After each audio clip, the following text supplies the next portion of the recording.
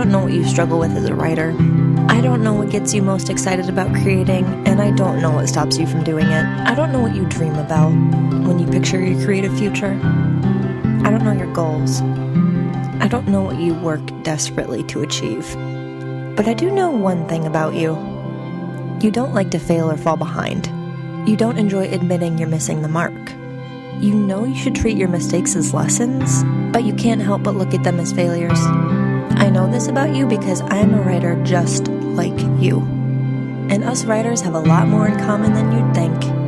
We're not all the same, oh no.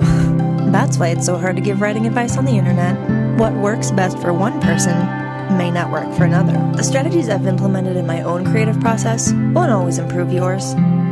That's okay, but it's quite easy to forget.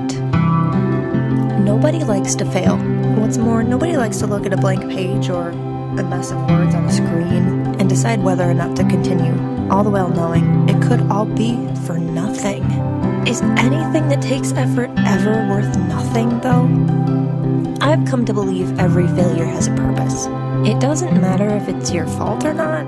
There's something to learn from everything that doesn't pan out the way you hoped it would.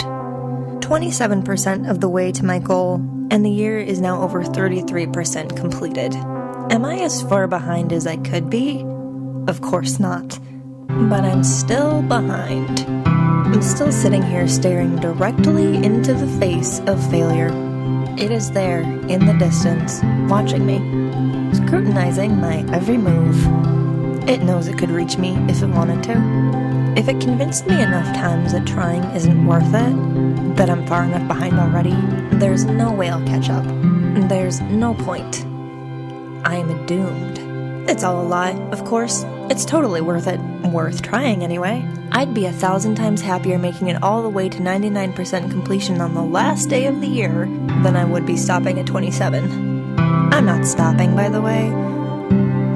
Since writing this script, I'm probably already closer to 28 or even 29. But we're still talking about April. Ah, April. The month of travels and sickness and wondering, once again, if I was going to make any progress that mattered. But if all effort matters, then all progress matters too. I still logged 60,000 words toward my overall goal this month. I didn't quite get to my target word count, but that's okay. My only goal this month should be to get as close to 100% as possible.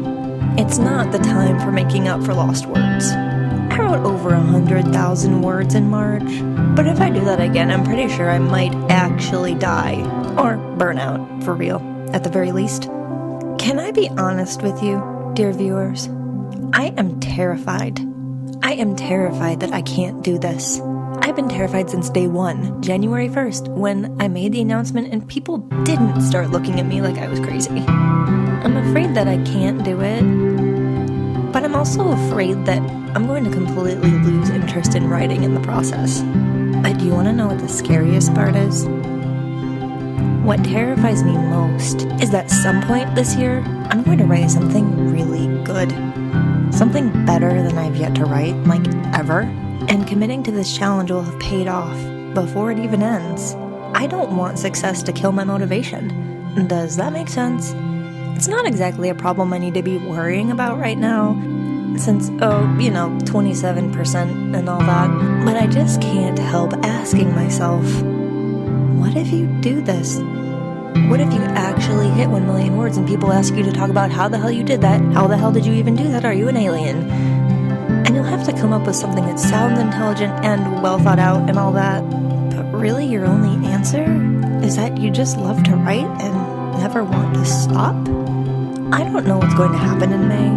I could stay on track the whole month, or something could happen that totally derails me.